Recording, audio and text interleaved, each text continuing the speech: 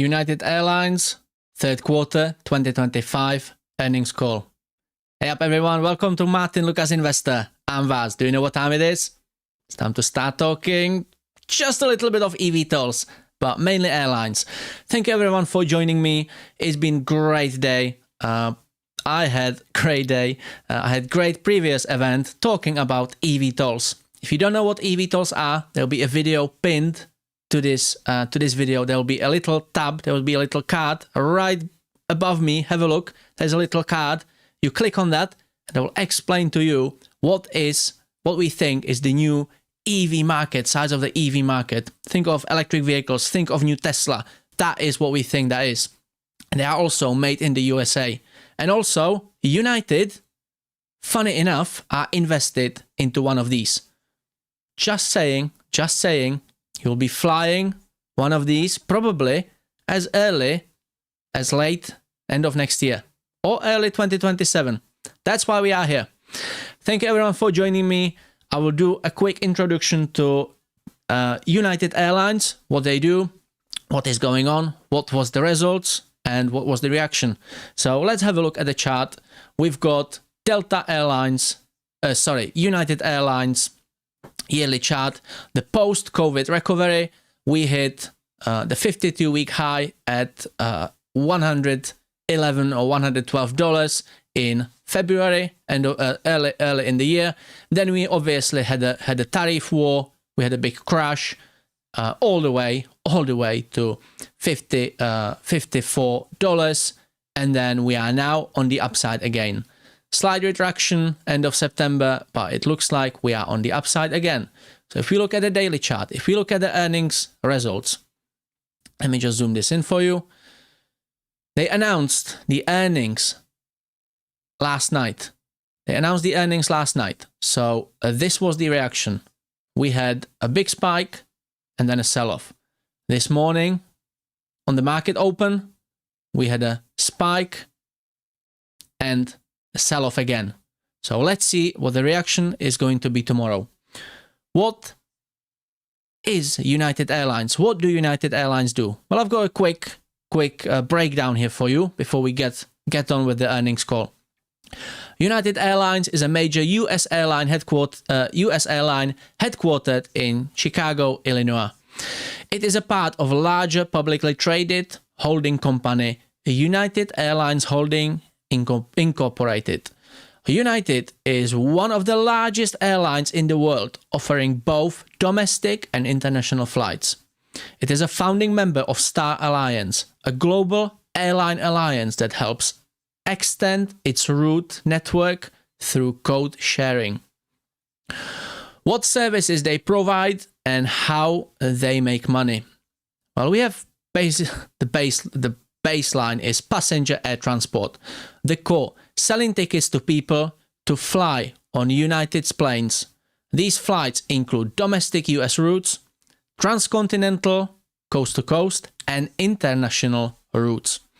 Regional carriers operate short-haul flights under the United Express brand to connect smaller cities to United's main hubs. And this will be the regional flights and the regional, micro-regional transport will be related to our content, to our eVTOLs, because United are heavily invested and partnered with Archer Aviation. So this is one of the reasons why we are covering this earnings call and why we are bullish on the eVTOL concept and the eVTOL market, because you'll be able to fly this beautiful aircraft under the United livery probably as early as end of next year in your American cities. Whether it's New York or Los Angeles, we don't know yet. Whether it's end of 2026 or first half of 27, we don't know yet. But isn't it exciting? Yes, it is. They also cover cargo and freight. They also transport goods, cargo, and mail on passenger flights or dedicated cargo operations. Many airlines derive additional revenue from cargo services. We have ancillary services and fees. United earns money from non-ticket sources, baggage fees, seat upgrades, loyalty programs, in-flight sales, and so on, and so on, and so on. And also, we have loyalty and mileage plus. Do we have any United Airlines customers? Do we have any passengers who have flown with United Airlines? Let me know in the chat. I want to hear your experience. Last week, we covered Delta Airlines, and I've learned a lot about the company. So let me know from you. Let me know what your experience with United is. Loyalty and Mileage Plus. United has a frequent flyer program called Mileage Plus that helps retain customers and generate revenue from partnerships, credit cards, co-brands, and so on. They also generate revenue from maintenance, engineering, and operations. Keeping aircraft airworthy is expensive and complex. United has technical operations, maintenance, supply chain, fleet planning, and so on. And obviously, investment and innovation. United invests in future aviation technologies like eVTOLs, advanced air mobility, sustainable aviation fuels, alliances, and more. How they are organized, how they operate. United has multiple hubs in the United States, from which flights radiate to smaller cities and international destinations. The organizational structure includes functional divisions. That is operations, marketing, finance, HR. The company also has several subsidiaries for ground services, travel services, and more. United emphasizes safety via multiple reporting programs across dispatch, in-flight, ground, technical, and so on. Let's just quickly check what the markets are doing after the Trump speech on the government shutdown. We seem to be slightly, very, very slightly, no, we are stagnating. We are not recovering. We are stagnating. Very interesting to see the market open tomorrow. So, the earnings call. The earnings call. Shall we crack on with that? Is it ready? It is ready now. Airlines Holdings earnings conference call for the third quarter of 2025. My name is Regina, and I will be your conference facilitator today. Following the initial remarks from management, we will open the lines for questions. In order to ask a question, you will need to press star followed by the number 1 on your telephone keypad. This call is being recorded and is copyrighted. Please note that no portion of the call may be recorded, transcribed, or rebroadcast without the company's permission. Your participation implies your consent to our recording of this call. If you do not agree with these terms, simply drop off the line. I will now turn the presentation over to your host for today's call, Christina Edwards, Managing Director of Investor Relations. Please go ahead. Thanks, Regina. Good morning, everyone, and welcome to United's third quarter 2025 earnings conference call. Yesterday, we issued our earnings release, which is available on our website at ir.united.com. Information in yesterday's release and the remarks made during this conference call may contain forward-looking statements, which represent the company's current expectations, which are based upon information currently available to the company.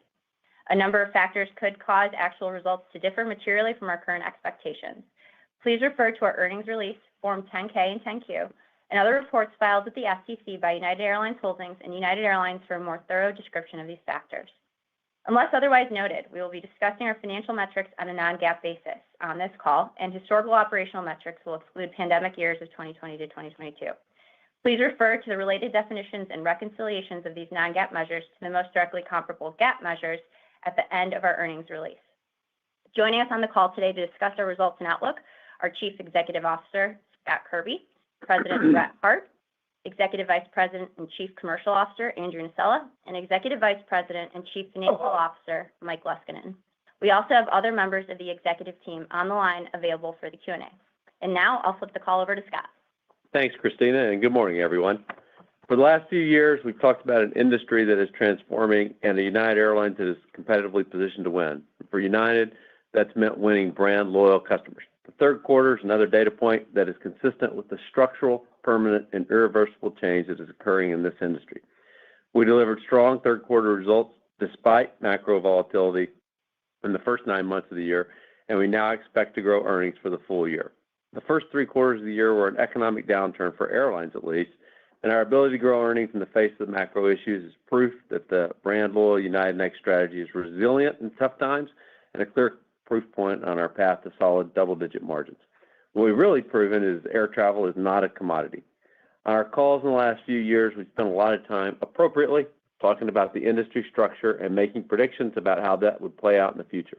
We're now seeing those predictions come true, and even though it's only the second or third inning, I think the general contours of how that is going to end are widely known and easy to forecast to everyone at this point. And given that, I think it's time to shift the focus and talk about how United gets to double-digit margins even in the current industry environment. There are 2 points on the revenue side and likewise 2 points on the cost side. On the revenue side, it starts with winning brand loyal customers. United is investing over $1 billion in customer product enhancements annually, and that investment is in all cabins and classes of service. Every customer who flies United gets more value. For basic economy customers, we don't just offer them a competitively priced ticket. We offer them the best app, an on-time flight, power in every seat, seatback screens, a great loyalty program, just to name a few.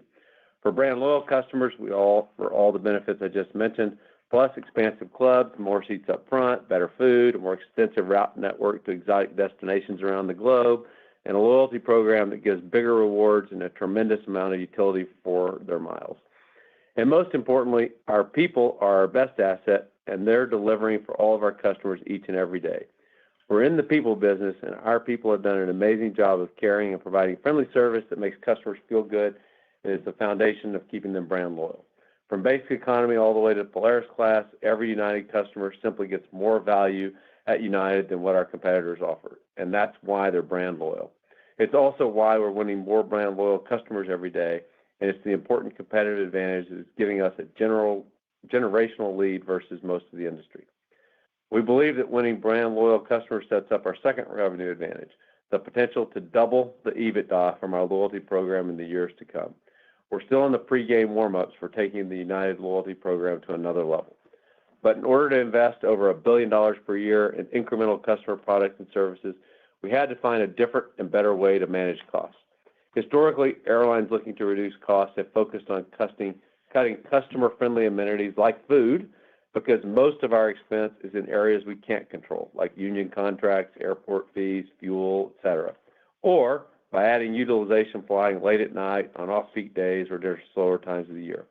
United is doing the exact opposite of that industry dogma, namely investing more for the customer and focusing on flying at times that can be profitable instead of just trying to maximize aircraft utilization. And you can see it in our numbers. Our major cost focus at United is to drive real cost efficiencies through our use of technology that can also improve the customer experience. In public discussions, we've tended to focus more on the app and customer-facing technology, but we're doing far more behind the scenes, and we're the most cutting-edge technology airline in the world. Mike will give you some examples of these technology-driven savings that allow us to lower true CASM-ex.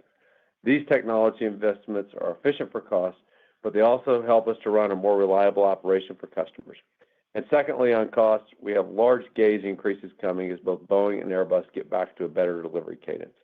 This strategy is working, and I expect us to add at least a point or more of margin each year, normalized for any unusual macroeconomic activity up or down, which gets us to the low teen margins in this industry capacity environment.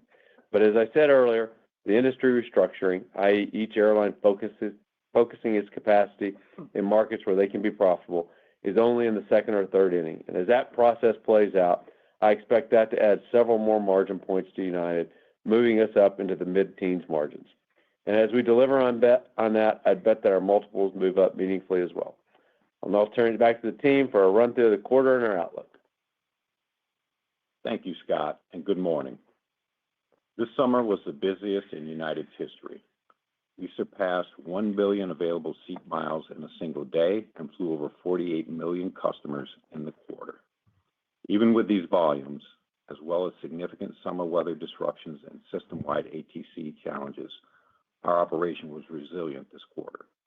The third quarter marked our lowest rate of cancellations for any third quarter in company history, and 6 of our 7 hubs ranked first or second for on-time departures.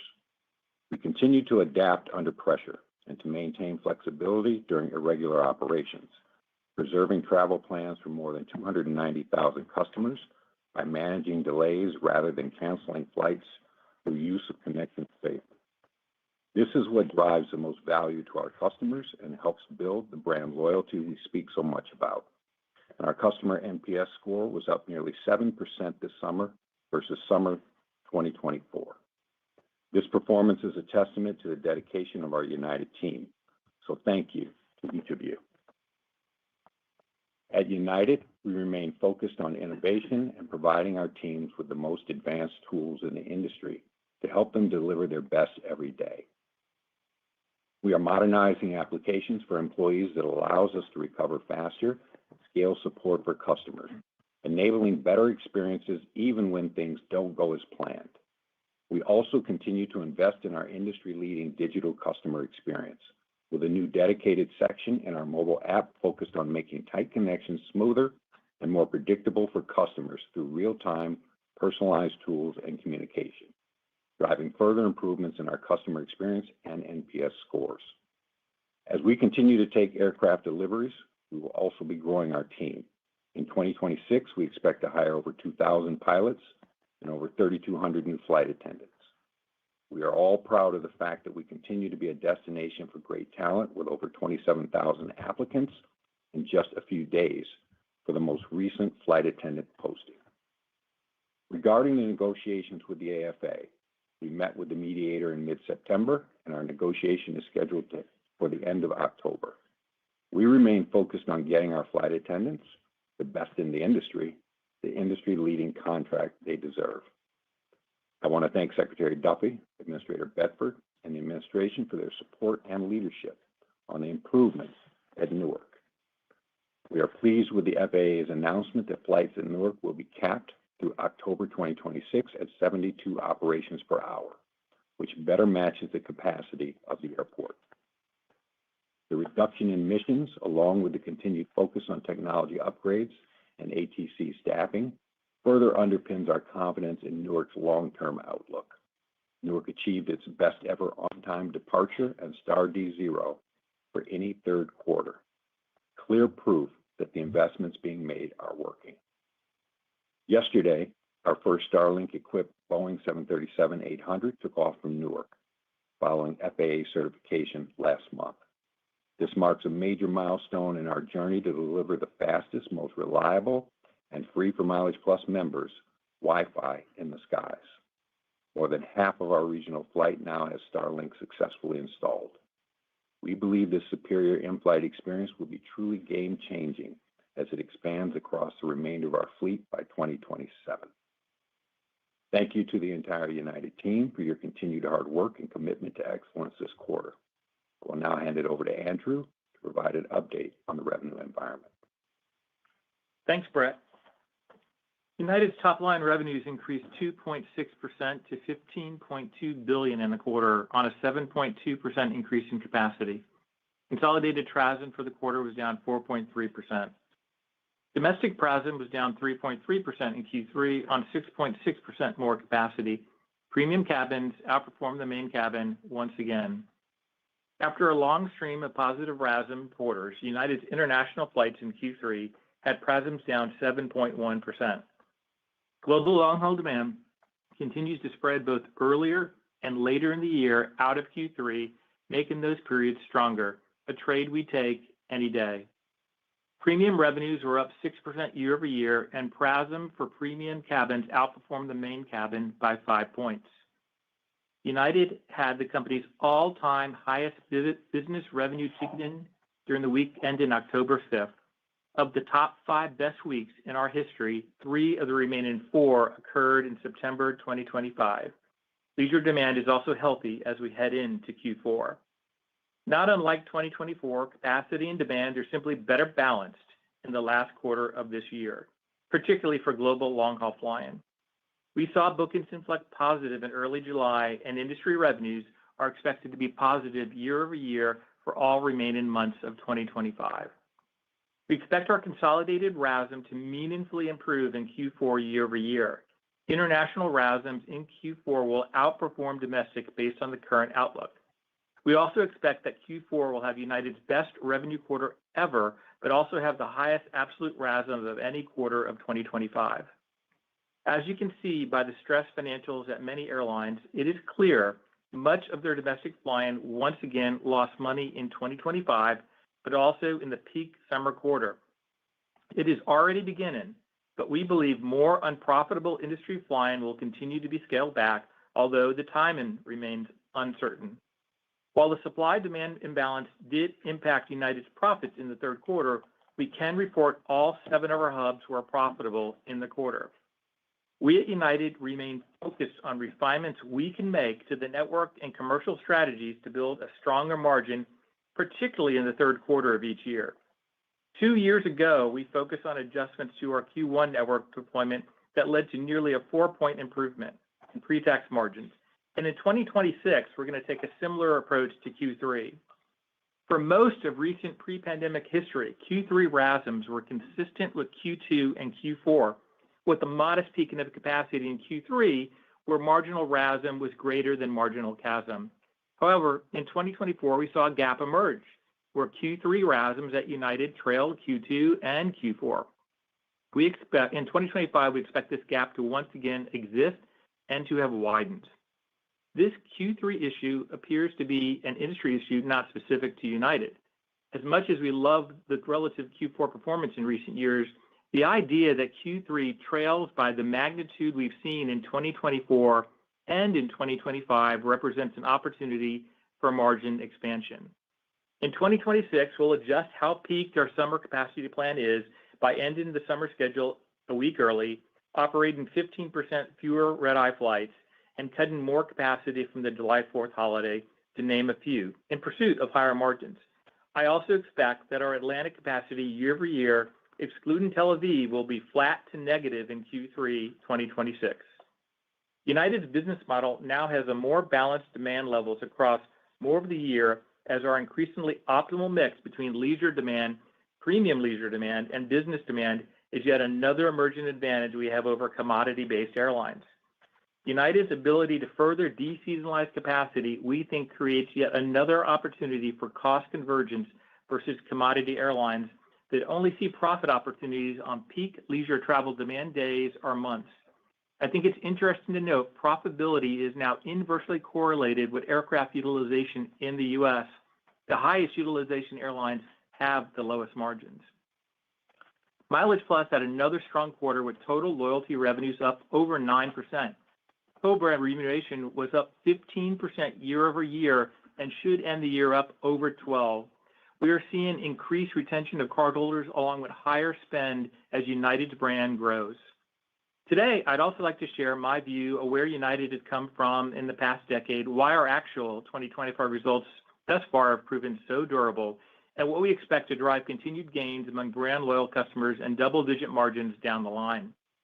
Starting with our many transformational annual investments of over $1 billion for our customers, we have successfully decommoditized most of United's passenger revenues. We believe that our tilt to brand loyal capacity and products in the last 5 years was well-timed, but also consistent with the demand profile in our hub cities, which is why it's worked so well and why our premium efforts will be more margin accretive than others.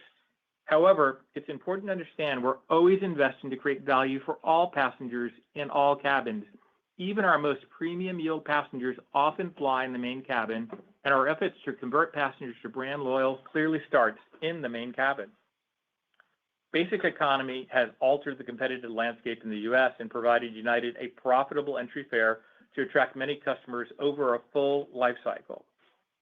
Quality and value matters more than ever to U.S. consumers. Clubs that are not overcrowded, enhanced meals, great wine, industry-leading technology, great customer service, seatback screens, and fast Wi-Fi, to name a few, those are the attributes we focus on. The quality part of the product offering was often overlooked by many as they favored simplicity and low cost. In our view, quality goes well beyond the schedule we offer or our inherent excellent reliability. The smaller details do matter, and that combined with best-in-class customer service our team members deliver sets us up for success. Consistency of our products and services was unsurprisingly low at the early stages of our transformation, but is now reaching critical mass. United now operates 765 jets with more than 146,000 seatback screens. These screens are one way of defining a premium airline in the U.S. Our signature interior conversion is now at 64% and an investment of over $1.6 billion. At United, we've proven our ability to increase our relative RASM with the best results while at the same time increasing domestic gauge by almost 20% since 2019. We said a decade ago that not all capacity was created equal, and our results have proven that business case. The statement is only true for brand loyal airlines. Domestic gauge is expected to once again accelerate in 2027 as our 200-seat A321 fleet reaches critical mass after years of delay, helping drive better customer experience, but also creating cost convergence with others. This gauge increase is a proven formula for margin growth and accelerates as we retire smaller, lower margin A319 and A320 aircraft from our fleet by 2030. United's hubs can support this higher gauge and allows us to accept more basic economy passengers at a profit. Our transformation is making the world a smaller place for United and allowing us to add unique flying to places including, but not limited to, Greenland and Mongolia. A large thanks to the 100,000 plus United team members who together have built this durable generational lead. I'm going to turn it over to Mike to talk about our financial results. Mike? Thanks, Andrew. We delivered a strong third quarter. Customers are speaking with their wallets and are increasingly choosing to fly United because of our strong operational performance and the significant investments we made and continue to make in the airline. Starlink is another example of how we're differentiating our customer experience for the better. This quarter, I'm particularly proud of our team for our disciplined cost management. I expect that our negative 0.9% CASM-ex performance will be industry-leading. As Scott mentioned, we've made strategic investments in our product that drive higher costs, but we are helping offset those by running the core airline more efficiently. And those investments are increasingly differentiating United Airlines, creating brand loyal customers, decommoditizing United, and driving solid margins and returns on capital. We've been investing over $1 billion annually over the last few years into improving our aircraft, our clubs, our food, and our Wi-Fi, and we expect to spend another $1 billion next year. We increased the amount we spend on food by 25% this year. We're investing $1 billion on our rollout of Starlink Wi-Fi so that our customers have the best-in-class connectivity. Our investments in clubs doubled in 2025 and is expected to more than double in 2026 as demand for this product continues to grow. These are just a few examples, but it's important to note that we're doing this all while delivering industry-leading cost performance. Being able to invest in our customer experience is possible because we're simultaneously driving efficiency in the core operation. That produces meaningful and permanent savings. Some examples include modernizing all of our maintenance technology so that it can be used on iPads, allowing our technicians quicker access to United's resources. For example, before introducing iPads throughout their shift, our technicians would walk to and from our hangars and aircraft, checking the aircraft's paper logbook, printing manuals from the legacy mainframe systems at the hangar, and ordering parts from their terminal at the hangar to ultimately fix the aircraft. Today, iPads give technicians the ability to instantaneously access troubleshooting manuals and to order parts all while at the aircraft, turning airplanes faster and improving the efficiency of our workforce. Additionally, significant investments in people, process, and technology have been made to improve our recovery from IROPS events, which enables us to restart the airline following an event much quicker than we have in the past. One particular tool already in use is our Orca tool, which optimizes aircraft routing, crew pairings, and customer connections so that our targeted delays or cancels prioritize our customers and the optimal plan for guiding the airline through significant events. Our operational leadership and frontline employees are performing the best in our history. This has led to United leading the industry in the quickest recovery following significant events, and you can see the direct impact of that comparing our third quarter costs to others in the industry. We're not just looking to make our operation more efficient. We're making process changes and using AI to make the work of our headquarters management team more efficient too. In fact, our management headcount is 4% lower than last year. As this efficiency work continues, we're planning to shrink another 4% in 2026. This is a new culture at United Airlines, and as such, I'm going to give a long-term framework on how we're thinking about CASM-ex. General inflation in this industry is running about 3 to 4% annually, and we expect that to continue, inclusive of labor. At United, our gauge growth should provide about a 1-point annual tailwind through the end of the decade. We're also committed to driving efficiency into the core business of another 1 point per year. So together, our core CASM-ex growth should run up at 1 to 2% annually if we did nothing else. But as we've been highlighting, United is transforming because of our investments we have made into improving the customer experience and decommoditizing air travel. You should expect that to continue. And on average, we expect that to add about 1 point of CASM-ex pressure per year that is more than offset by revenue generation. Altogether, our CASM-ex run rate should run up around 2 to 3% annually. Now turning to the quarter. We delivered third quarter earnings per share of $2.78, above the top end of our guidance range of $2.25 to $2.75, and ahead of Wall Street expectations of $2.68. Our pre-tax margin was 8% and would have been a point higher absent the disruptions earlier this year at Newark. We had industry-leading operational performance that underpinned strong unit cost performance. Our third quarter CASM-ex was down 0.9%. Our costs in the quarter did benefit by approximately 1 point of expense moving to the fourth quarter, primarily driven by maintenance, and approximately 1 point from the timing of certain labor contracts. Looking to the fourth quarter, the momentum in the revenue environment Andrew described continues, and we expect fourth quarter EPS to be $3 to $3.50. That brings our full year EPS towards the better half of our full year 2025 guidance range of $9 to $11, and should position us to be the only airline to grow earnings this year. This demonstrates that winning brand loyal customer drives resilience in the business, and when the economy rallies, provides upside. As I mentioned last quarter, the industry now has 2 brand loyal, structurally profitable, and revenue diverse airlines, which together will represent about 100% of industry profits in 2025. We continue to target double-digit pre-tax margins in the long term. Turning to the balance sheet, we continue to march towards our goal of an investment-grade balance sheet. During the quarter and earlier this month, we bought back 3 787 aircraft off of expensive COVID air leases that carried implied interest rates in the high single digits. This accelerated our deleveraging efforts while further optimizing our cost of capital. We've eliminated all expensive financing from the balance sheet and have no fixed coupons over 6%, an average floating margin of 1.9%, and an average cost of debt of less than 5%. These actions are being noticed by the rating agencies. We are upgraded by S&P to BB+ from BB on August 12th, the highest they have rated us in over 2 decades. This change gives recognition to the fact that our business plan is working as our earnings grow and become more resilient and continue our migration towards investment-grade credit ratings. Free cash flow generation also remains a key focus, and we expect to generate over $3 billion in free cash flow this year. I've talked about free cash flow conversion around 50%, and this year we're trending well above that due to the timing of aircraft deliveries. As aircraft deliveries accelerate and CapEx rises, we expect to remain in the 50% range. And as we exit the decade, we expect the conversion to accelerate closer to around 75%. On the buyback, we continue to take a measured approach and take advantage of opportunistic moves in the market while also working towards getting our net leverage below 2 times.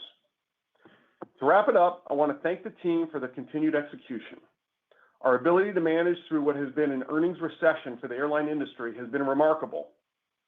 And while I still think there is upside to our absolute margin, and that matters the most, our relative margin is outstanding.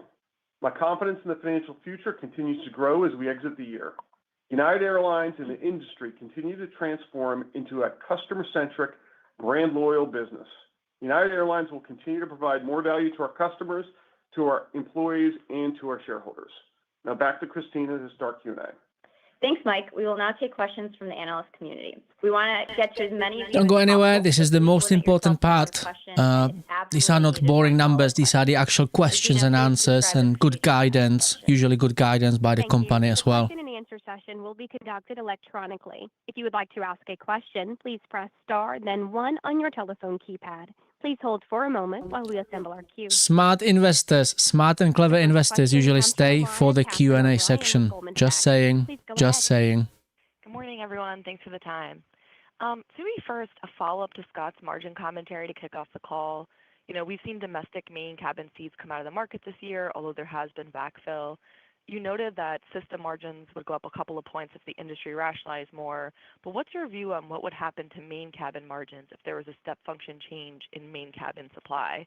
Would that narrow or even close the gap between main cabin and premium cabin margins, or there's just always going to be a gap given the demand profile of price-sensitive versus more premium customers? Thanks.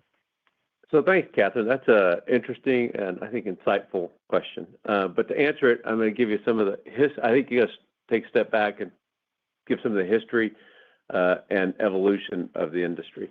And for most of my career, essentially everyone associated with the airline industry, airline executives, including myself for the first decade, but Wall Street analysts and investors have thought of the airline industry as a commodity. Not just price, but that schedule. Schedule drove everything. And that's how most of us thought of the industry. And by the way, it's why people in Wall Street, write notes that essentially every seat is created equal and do competitive capacity analysis for implicitly the assumption that every seat is created equal. I also think, by the way, it's the reason we trade at such low multiples because that's what happens in commodity industries. But what we've proven and continue to prove in the last few years is that it is possible to transform into a brand loyal airline, which is dramatically different than the commoditized portion of the industry. For brand loyal customers, if you think about those, I think they're the majority of customers in the industry. They're not all, but they're the majority of the customers in the industry. And for them, schedule is still the number one factor. That's kind of how we got to thinking of this as a commoditized industry. But most customers have multiple airlines that have broadly competitive and similar schedules that give them the option. And so most of those customers like to choose an airline to give their loyalty to, accumulate miles, get the credit card, go on great exotic destinations around the globe.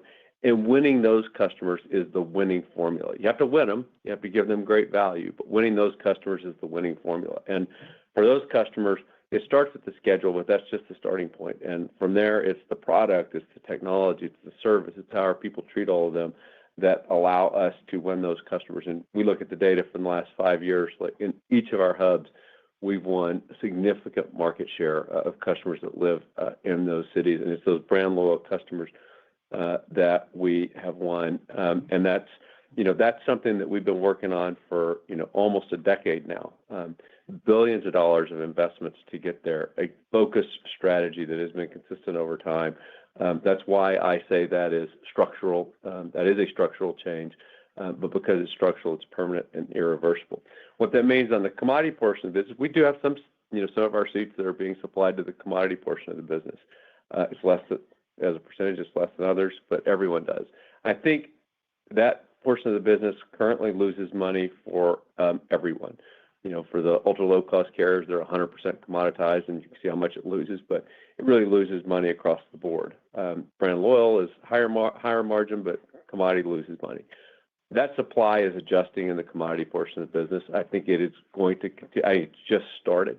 The tip of the spear is the airlines that are 100%, but it's not going to stop there. And I think within a couple of years, the supply and demand will be balanced for the commodity portion of the business, and it'll be profitable for everyone.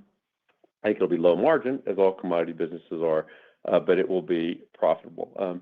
But the great news for us is that the majority of our revenue is going to come from the brand loyal customers. I think we're proving this year that revenue stream is resilient in tough times, but that's also has even more upside in the good times. So I think commoditized seats on an airline, the more commoditized seats you have, the lower the margins are going to be, though I think they will be profitable. But that future really is going to belong to the couple of brand loyal airlines that I think are going to be able to achieve more stability in earnings, less cyclicality, more stability, and mid-teens margins. Thanks so much for all that color, Scott. Really appreciate it. Maybe if I can squeeze in a quick follow-up for Mike on costs. So last quarter, you had said fourth quarter costs would look similar to 2Q, inclusive of a flight attendant deal. There's quite a lot of moving pieces since then with the flight attendants and some maintenance shift. Can you just update us on something to tether to? Could CASM still be close to that 2Q reference point, or if not, could you help us frame it a bit more? Thank you so much. Yeah, thanks for the question, Katie. And look, we got about a point benefit from maintenance moving from 3Q into 4Q, as I said. We also get about a point benefit from the labor agreement. Underlying that, we also got a further third point of goodness that I think is indicative of what you're going to see in the future from us of underlying core efficiency. So all that came together for really an excellent result. I do expect 4Q to trend up from the 3Q level, but really proud of those results. Our next question comes from the line of Jamie Baker with JP Morgan. Please go ahead. Yeah, good morning. So a question for Andrew. Last week, the topic of premium leisure yields exceeding certain corporate yields came up. Obviously, it's easy to find isolated examples of this, but, my question to you is, how widespread might this be across your network? And does this potentially represent a secular change, or should investors still remain focused on corporate yields as, representing the gold standard in the long run the way they clearly were a decade ago? It's a really good question, Jamie, and it's a nuanced answer, based on everything else in our business that's complicated. So the answer is the premise is correct that we've seen the growth of premium leisure and the yield quality accelerate really fast. And when we look at it across our domestic system, we find, in fact, the quality of premium leisure business often exceeds that of traditional corporate business, which, by the way, is a much smaller percentage of United's business than it was in 2019. I think the distinction that I'll give you that's a little bit different is that same phenomena is not yet true in global long haul. That the corporate there does remain a much higher yield than the premium leisure business at this point. But again, premium leisure continues to accelerate. The percentage of the cabin continues to grow, and our overall sold load factors in Polaris continue to grow. So we seek through RM the best of both worlds. We seek to maintain all of that corporate business and gain corporate share, while at the same time, as we reconfigure aircraft, taking on more and more premium leisure business. So I couldn't be more excited by this trend. Like it's just an amazing thing that I don't think anybody would have predicted in 2019, but it's come true, and it's come true quarter after quarter, I think for 3 years in a row now. And it will come true again in the Q4 this year, and we will lean further into premium capacity next year as a result with things we planned a couple years ago.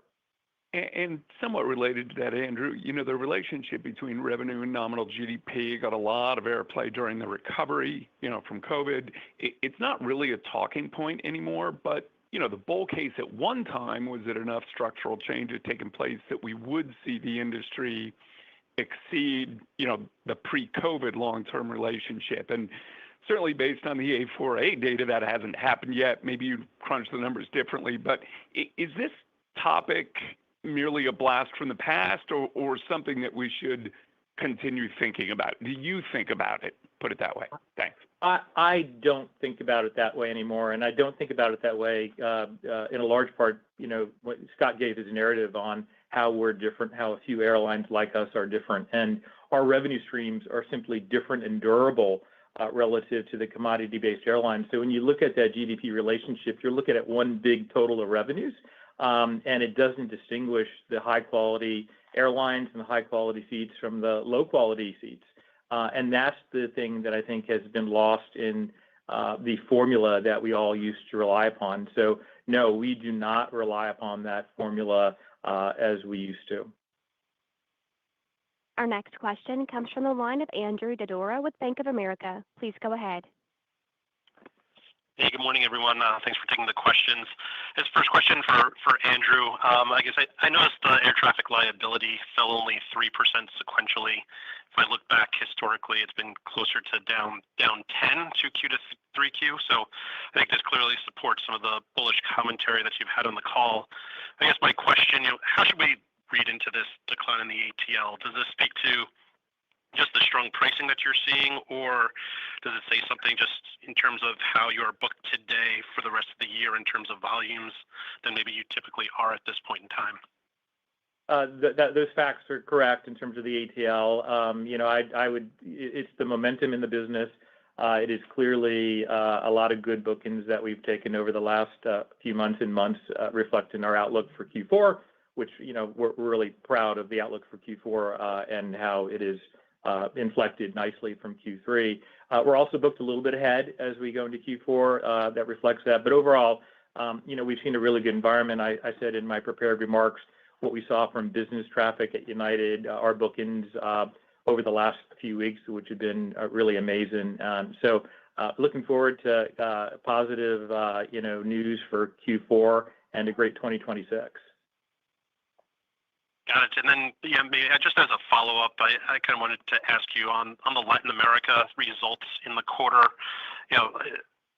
Your calls are very focused on margins. So just curious, why did you grow so much in Latin America in 3Q when it seems like the RASM performance certainly didn't warrant it? Just curious your thoughts there and how maybe you can fix that going forward. Thank you.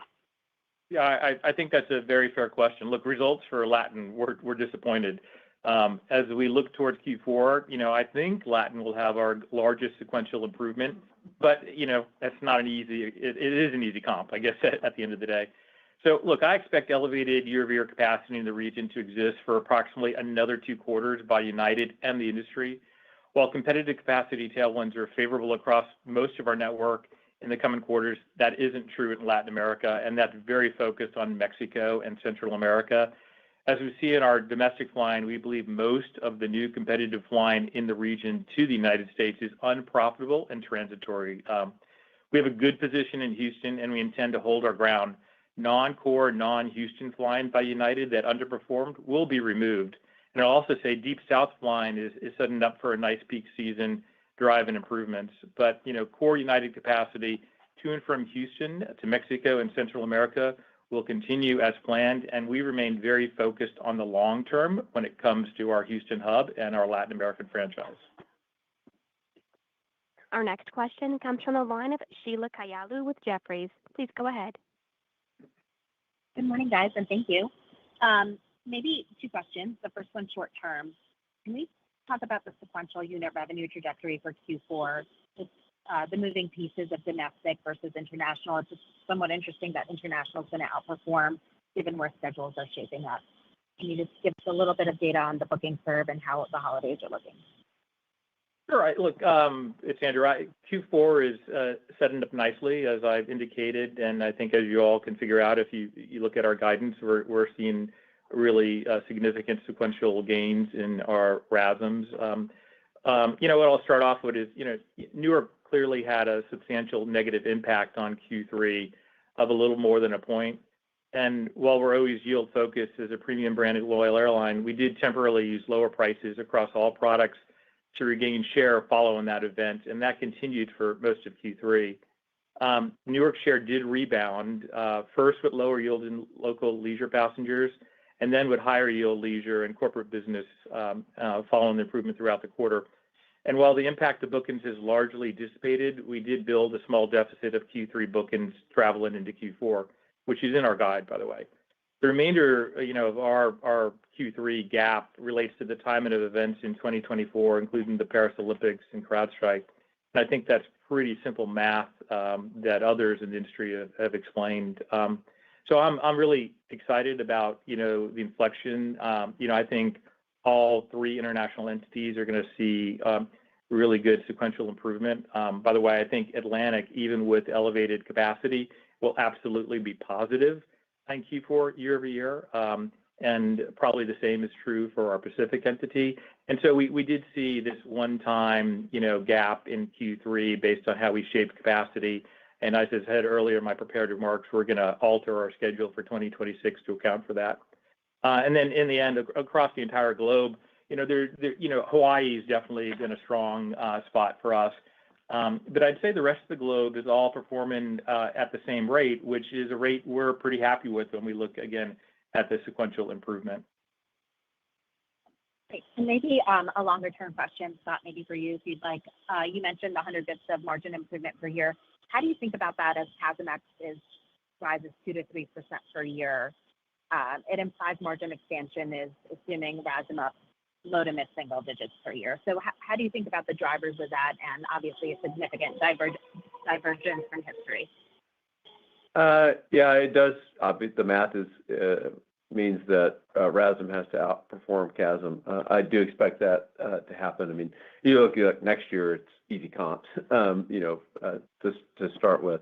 But, we just continue to have a lot of traction with brand loyal customers. And you look deeper into the data where we've won market share in each of our hubs and, how that is reacted, how that is flowing through the margins. Feel pretty confident that we ought to be able to get at least a point of margin per year. And I think if you kind of look at this year, there's been an unprecedented amount of stuff that has happened this year, kind of across the whole industry at a macro level, and also to us specifically in Newark.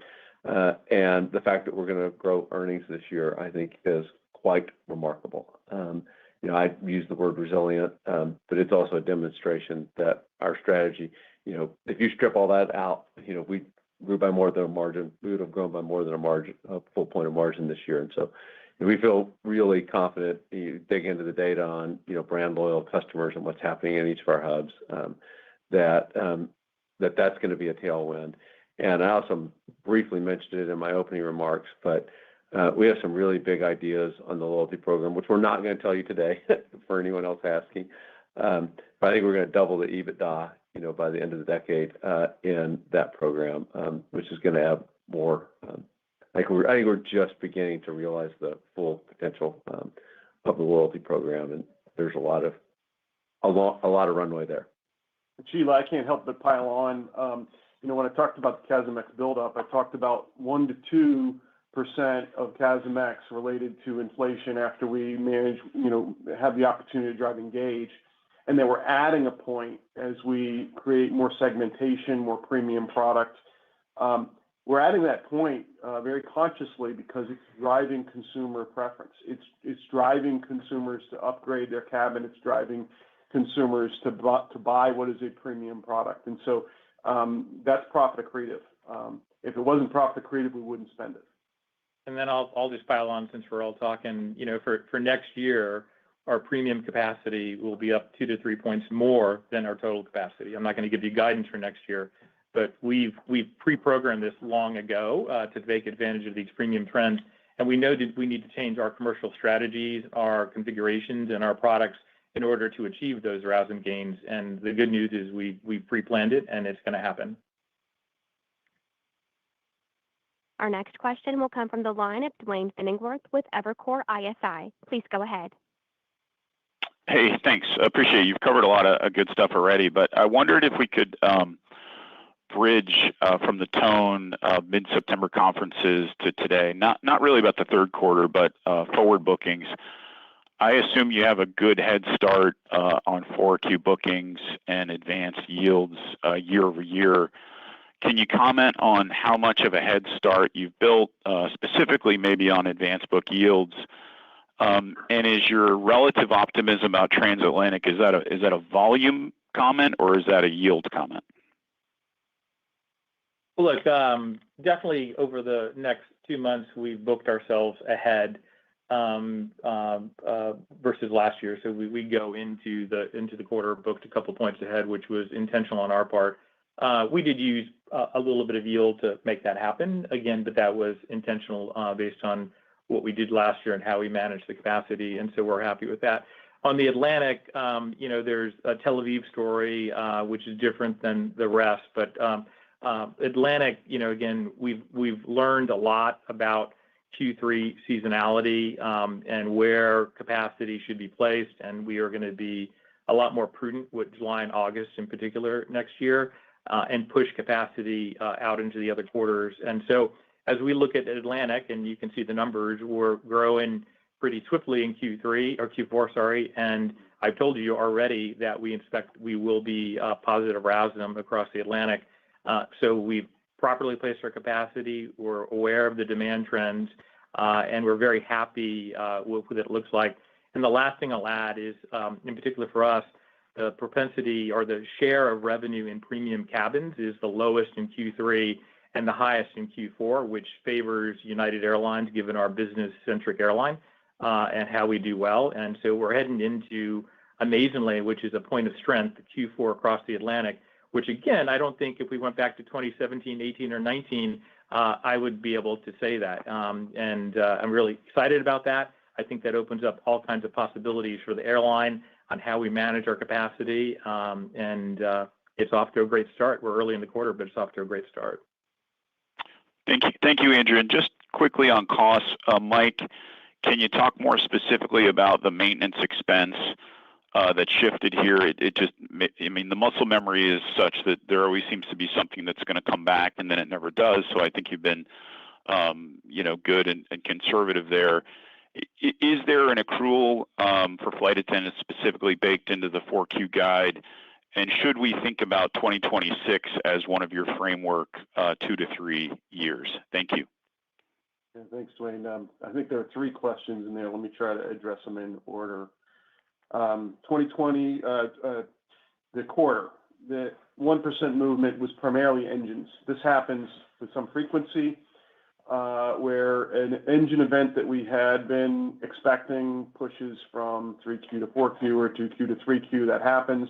And then, yes, sometimes what happens is that a separate engine event pushes from 4Q into 1Q, and therefore you don't see the catch-up. I do think you'll see the catch-up of that point in 4Q of this year. So that was the point. Regarding flight attendants, look, we've got the best flight attendants in the business. They deserve an industry-leading contract. We're going to give them an industry-leading contract. We're hoping to get back to the negotiation table here in late October, and very optimistic we will have a ratified deal in 2026, early 2026, to get them that industry-leading pay. But we're not going to accrue for expenses in a quarter when we don't expect a ratification in that quarter. And then your final question around 2026, I think that 2 to 3% is the right expectation for CASM-ex as you look over a multi-year time frame. We do have a bill to pay on the labor front. I've been saying for some time that bill is 2 to 3 points when all of those labor agreements ratify, and so we will have some added expense relative to that in 2026. Our next question comes from the line of Connor Cunningham with Melius Research. Please go ahead. Hi, everyone. Thank you. Scott, I know you asked us not to ask about the doubling of the loyalty EBITDA, but it's a pretty big carrot, so I have to ask. Maybe you could talk about, you redid the deal on your credit card with Chase right before the pandemic. I think that we're getting up to the time where we start to renegotiate a new one. So maybe you could talk about what is the driver behind doubling in terms of a new rate and versus what you're going to do behind the scenes to make the loyalty program more valuable. Thank you.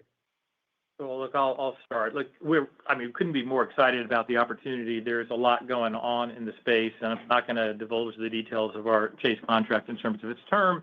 That remains confidential, but the term doesn't go forever, just like every contract we enter into. I think the broader point is when we think about the frequent flyer program, United is a true loyalty program, and loyalty is different than a reward program.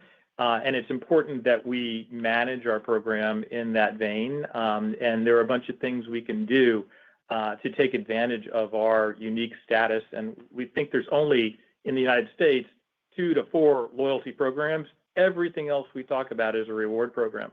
And so we're not going to announce it today, but we're going to be working very hard to make sure that consumers fully understand the distinction between our program and the alternatives and the rewards and the value that can be achieved at United in a way that I don't think has been done in the past. So I think that's enough of a hint for now and more to come. But, as Scott said, we're very excited about this, and we'll see where we get. Okay. We'll look forward to that. And maybe sticking with the whole hub stuff and capacity in general. Scott, I think you did an interview not too long ago You talked about how United only fights battle from the high ground.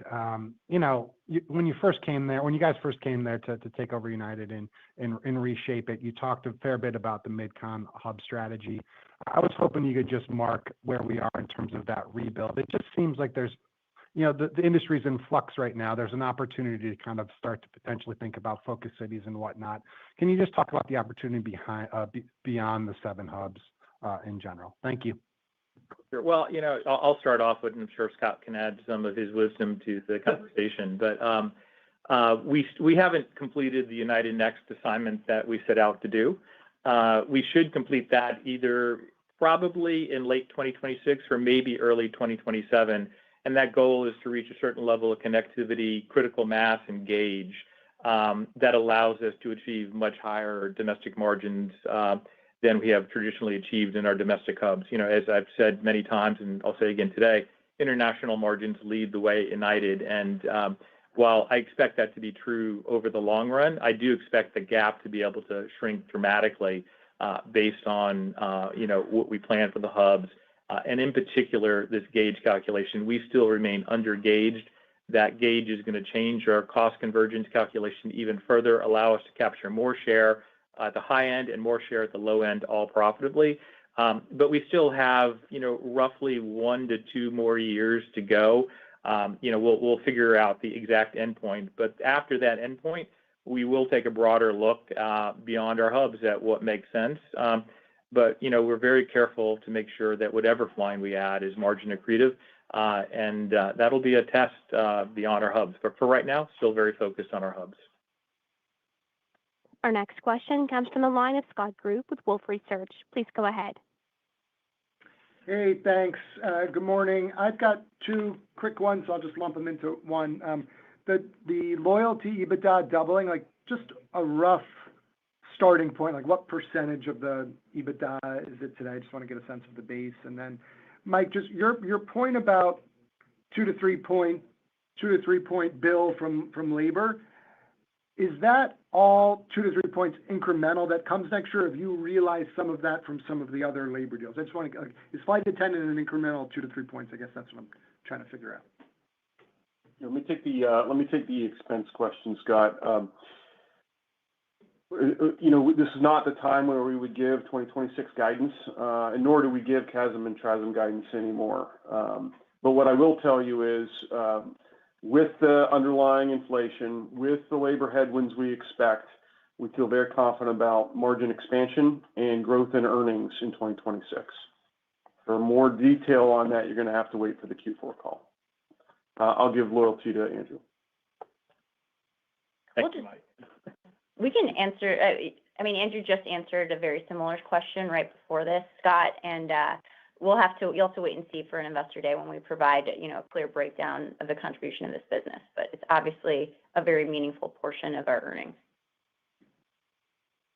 And for those of you that are next in the queue, I suggest you take my recommendation to limit yourself to one question. Our next question comes from the line of Tom Fitzgerald with TD Cowen. Please go ahead. Hi, thanks so much for the time. I was wondering if you could just update us on the cadence of Starlink installation as we move through 2026, and then how the opportunities that opens up for connective media. Thanks again. I'll give it a start. For United Express, I think we're over halfway through at this point with the Embraer 175s and the CRJ 550s. The experience on board the aircraft, by the way, is amazing. Hopefully, everybody tuned into the Today Show yesterday to see that demonstration on board. And if you haven't, you can find it on social media and TikTok because it was quite amazing. Our first 737-800 took off yesterday from New York to Houston with dramatically higher NPS scores, like off the chart on that aircraft equipped with Starlink. It is a game changer, a gate-to-gate experience, reliable, and as fast as your living room. This is going to be a unique differentiator versus our other competition. And I tell you, of all the things we put on board aircraft, all the changes we made, whether it's wine or food or better seats, Starlink could be the biggest of them all. And as you pointed out, one of the more exciting things is how we intersect Starlink and the ability to deliver unique content to each and every seat in our connected media business. Obviously, we have, I think, through the end of 2027 to install Starlink on all of our aircraft, and we're going to do it on every single one of our aircraft. And when we have that fully enabled, so it's still a bit down the road, the unique things we can do by knowing who's in a seat and being able to deliver unique content to that seat very quickly. And by the way, that's not only the media opportunity, but that's about delivering aids to help in the travel journey, whether your luggage made it on board the aircraft or what you're about to eat or any other thing you need to know to make sure that you are stress-free when you travel on United Airlines. So much upside. Again, I'm going to go back to the NPS scores on that flight the other day were off the charts, like a game changer for United. We couldn't be more excited about this. It's one of the biggest things we've done in a really long time and maybe underappreciated, but it will soon be appreciated. And if you want to geek out, this is Toby on statistics. We had 145 paying customers, 170 devices connected on the inaugural, and 145 gigabytes used on the flight, which is about 1,000 times more than a normal flight. That's cool for the nerds out there. Our next question comes from the line of Mike Linenberg with Deutsche Bank. Please go ahead. Oh, yeah. Hey, good morning, everyone. Scott, I know this fourth quarter, I believe you're going to be making a decision on the future shape and size of your wide-body fleet. And I know historically, or at least the prevailing view, has been that bringing on another airplane type, especially on the wide-body side, comes with, various pain points. Can you just discuss some of the factors? Like, how has that evolved, or is it still as prohibitively expensive to bring on an additional type? Just your thoughts around that. Thanks for taking my question. Hey, Mike, this is Mike. I'm going to take that question. You're right. We're always thinking about fleet decisions, and this fourth quarter is an important decision for us. There are complexity costs around having additional aircraft types. That is always true for United, given the nature of our hub network. That has not changed. The larger we grow, and to the extent it's a larger subfleet, that gives us opportunity to mitigate. But there are also different capabilities of different aircraft, and you need different range and you need different gauge. And so we're weighing those against one another, and we're weighing the price, and we're weighing the expected maintenance cost of the aircraft, and we're going to make the decision that optimizes profits for the long term for United. So stay tuned. Our next question comes from the line of Savi Syth with Raymond James. Please go ahead. Hey, good morning. I was curious if you could remind us again how you're thinking about the fleet plan. It seems like you had a few more deliveries this year than you had initially planned, so Airbus and Boeing getting their act together. So curious how you're thinking about kind of 2026 and how that progresses. Thanks, Savi. Look, Boeing's definitely getting their act together on the narrow-body side, and we're getting some additional deliveries versus what we had expected, and I think that's going to continue in 26 and maybe even 27. On the wide-body front, we're still seeing some delays, although there's reason for some optimism on that front as well. To the extent that occurs, we'll see additional deliveries. That'll drive CapEx up in the short term. But the upgauging on the narrow-body side in particular, combined with the financing terms and our prices, it is margin accretive. It's pretty quickly actually even return on capital accretive, and so we're welcoming some faster deliveries of delivery of aircraft. And as I talk about free cash conversion, we run a whole multitude of scenarios, and I feel very good about expanding free cash conversion even with some growing CapEx. Our next question will come from the line of Ravi Shanker with Morgan Stanley. Please go ahead. Great. Thanks, morning, everyone. Apologies if I missed this, but I think there hasn't been much talk of the government shutdown so far. If you can just help quantify what you're seeing out there, what are some of the puts and takes in terms of the range of outcomes and whether that is your act of God built into your guidance for the quarter. Thank you. Okay, I'll try.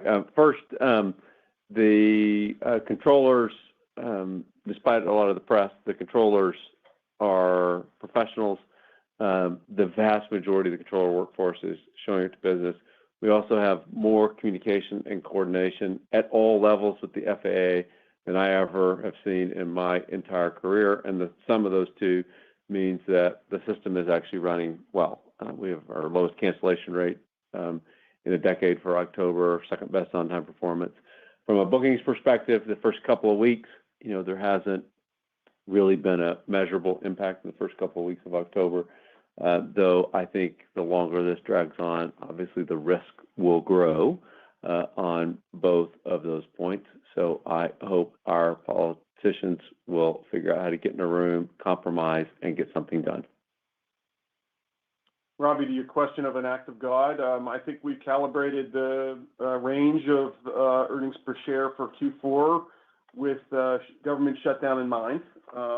It's one act of God, not two acts of God, but we've got reasonable room there for continued government shutdown, but it's not infinite. Our next question comes from the line of Brandon Oglenski with Barclays. Please go ahead. Hey, good morning, everyone. And I think I'm going to ask like a nerdy and geeky question of Andrew here. But speaking of brand loyal airlines versus commoditized low-cost carriers, I think from our perception, the booking window might actually be shorter at the lower end of the market, especially for like a Spirit right now. So I guess, can you talk to, we're going to see another big chunk of capacity come out of the low end of the market here. That's disclosed by them in their reorganization plan.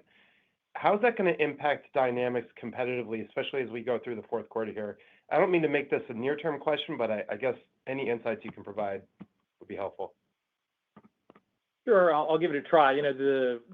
Clearly, future schedules have been recently loaded that are materially different than past schedules, and unprofitable capacity is leaving the system. Certain airlines definitely have a very close-in booking curve based on, pricing and how they price relative to others, I suppose, is the macro level thing I would say. And their booking curves are different than United's booking curve because we have a full range of customers and products and flying all over the world. What it means for the future, look, as more and more unprofitable capacity comes out, we'll continue to adjust.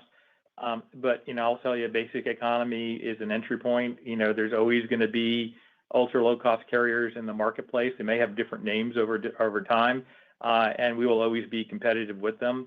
Well, the one thing we do think is going to change is unprofitable flying is going to be diminishing because it just doesn't make sense in the long run, whether it be for United or any other carrier. We're going to make adjustments to Q3, as I reiterated earlier, and others will have to and are being forced to make adjustments. So it's a really great setup as that unprofitable capacity and that commoditized capacity leaves the system and supply and demand rebalance. It's a great outlook. We will now switch to the media portion of the call. If you'd like to ask a question, please press star then one on your telephone keypad. Please limit yourself to one question. Please hold for a moment while we assemble our queue.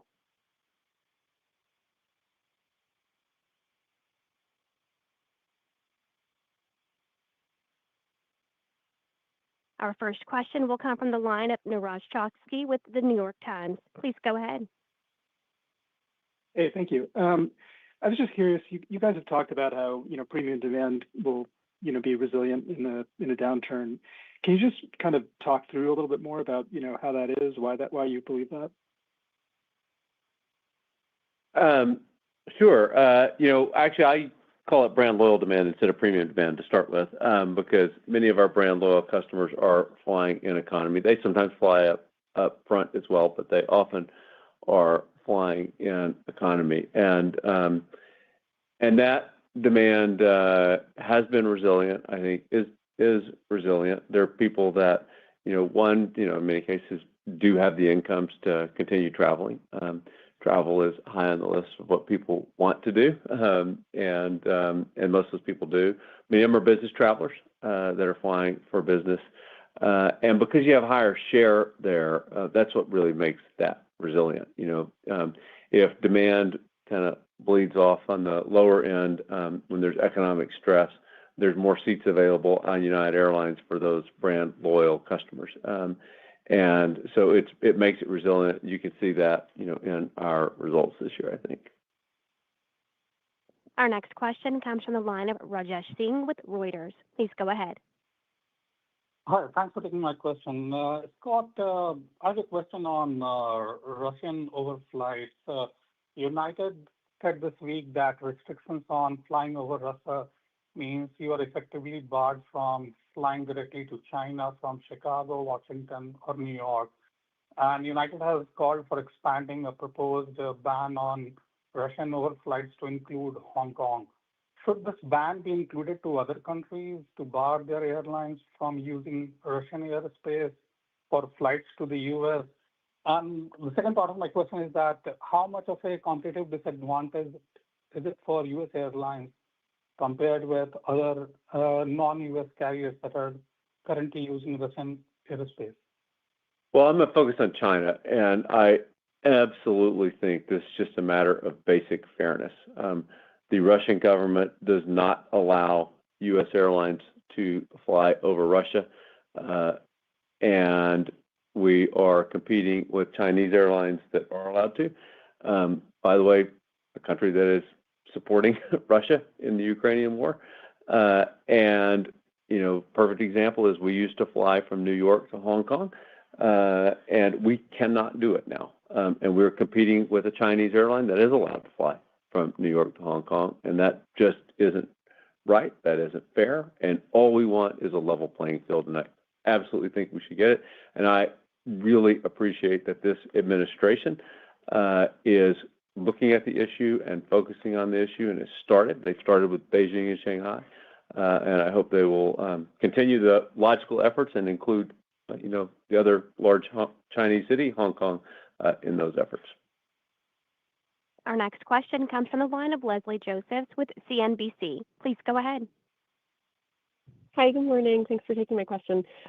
With the shutdown, is there a certain point that you think the airline could start feeling some of the impact? We heard from another airline that maybe if it went on for 10 days longer, which we're kind of in that territory now, that things could get a little bit more difficult. Is there, any sort of cutoff that you see there? And then second, there are a lot of other airlines, large and small, that are trying to go premium now.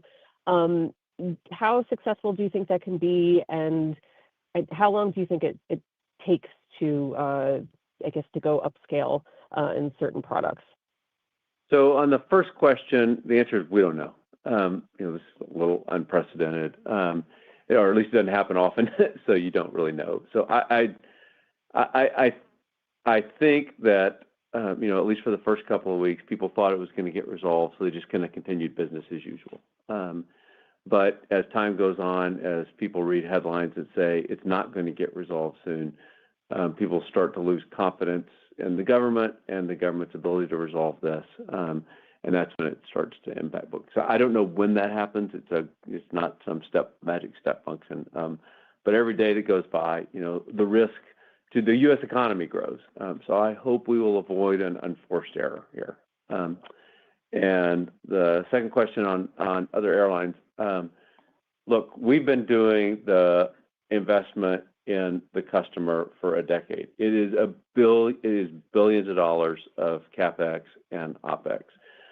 There's two ways that you can get revenue improvements from the kinds of premium investments that people are making. One, you can get your own customer base to buy up to those products. Two, you can get market share shift. The other airlines, I think, will have some success in getting their own customers to pay more for some of their products. But the biggest upside is getting market share shift. And you're not going to get market share shift away from an airline that's been investing for a decade. Like, another airline getting a little bit better than they are today is going to come nowhere close to what United is. And a brand loyal customer is not going to say all of a sudden, airline X, closed one of 100 points of gap between United and them, so I'm going to switch my loyalty. They're going to stick with United. So I think they might have upside in their own customer base, but there's really not much upside in the market share shift part of it. And I will now turn the call back over to Christina Edwards for closing comments. Thanks, Regina. Thanks for flying with us this season. We'll see you again next quarter. Please contact Investor and Media Relations if you have any further questions. Thank you, ladies and gentlemen. This concludes today's conference. You may now disconnect. Wow, that was interesting. That was very interesting. I've learned a lot about the company, actually. Not gonna lie. The biggest upside I can see definitely the Starlink being fitted in the aircraft and the network expansion. So let's see. I'll be tracking United Airlines because mainly because of Archer Aviation. But also, I'm quite interested in this company now. So I will do a deeper research and you might see some more content in the future on this channel. Thank you very much for joining me tomorrow morning. Don't forget to join Sensei a couple of hours before the market open. And then in the afternoon, I'll be back with eVTOL World, with your daily eVTOL content. And then on Saturday, an hour, what would have been before your market open, I'll be here. Again, not same time, but same place. I'll be talking about eVTOLs. I'll be giving you news. There's a lot to talk about. And I'm actually thinking I will do a little surprise for the newsletter, for the Saturday newsletter. So we will see. We will see. Definitely join me tomorrow morning. Sensei, if you are invested in United Airlines, ask him nicely. Sensei, can you do an UAL analysis for me? Can you have a look at the stock? And he might do it for you. If you tell him I sent you, he might do it. Right, I've had a great day. Hopefully, you had a good day as well with all the sell-off. Let's see what the markets have been doing. Yeah, crypto just doesn't like the IVF, does it? Gold, silver. Let's see tomorrow.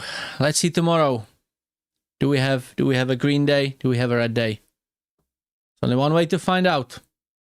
Join us tomorrow again. That's it from me. Take care of yourselves and each other.